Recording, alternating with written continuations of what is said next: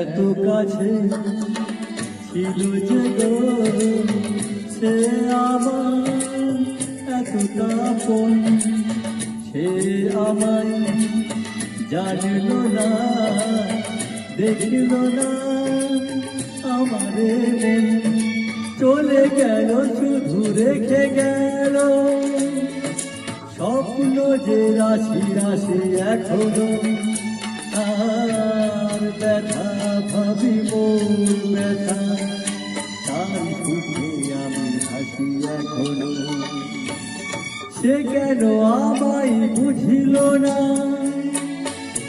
আমি তাকে ভালোবাসি এখনো।